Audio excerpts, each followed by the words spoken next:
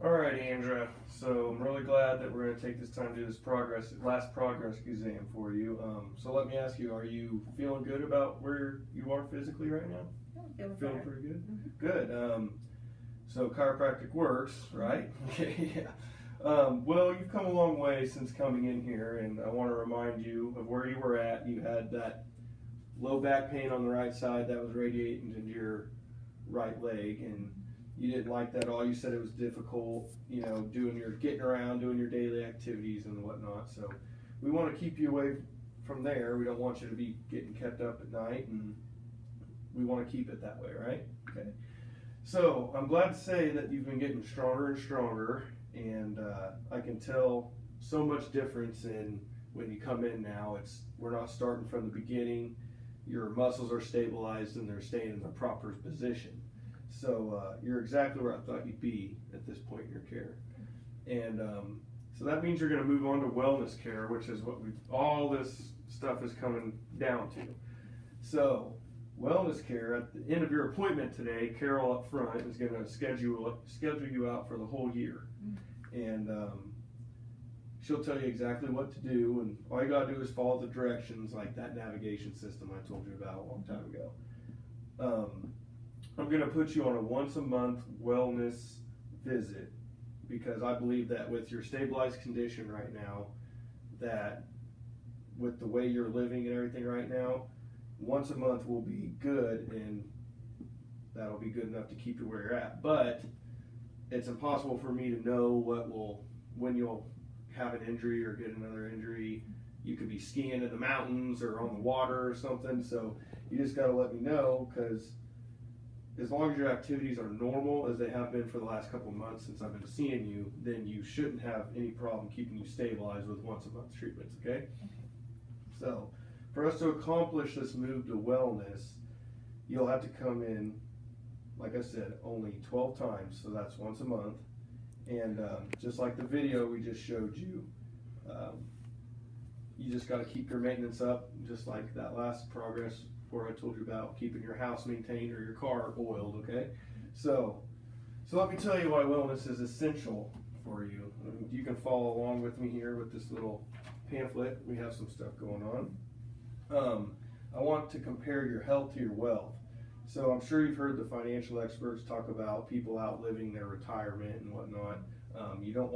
You can't start working back when you're 92 years old. You got to save enough money to outlive your retirement, So I'd like to ask you the same question about your health, and I just want to know, is your health more important than your wealth, do you think? Yeah, exactly. So do you want to outlive your ability to move or to function or to travel? You want to be able to do all those things.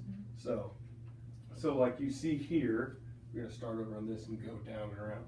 So when it comes to your finances, we often ask you if you're going to outlive your retirement or savings. But the more thing is, how are you going to be able to move during this time? Are you going to be able to do the things you need to do? It's common nowadays to live past 90 years old, even to 100. So, imagine the lifespan of your children, it's one of those things you can live. You got to invest in your health so you can be mobile this whole time that you're alive. Because since we're living longer, let's see here. So since you're living longer, as you see, the number of people age 65 and older in the United States are expected to double by 2050. And so the older U.S. residents are expected to grow from, it says, 43 million in 2012 to 84 million in the next 4 decades. So that's by 2050. So 1 in 5 of the nation's population will be 65 by the time we're 30 because of the baby boomers. So there'll be more U.S. seniors than there will be 18-year-olds in that time in the United States. So it's pretty crazy to think about. So let's see, like here's some stuff. As an example, you never used to hear about dementia or Alzheimer's, but now you hear about it all the time, and it's because we're living longer. Back in the day when people didn't live over 65 that often, so we didn't hear about these diseases like such because people didn't get that old. And it's the same with our spine.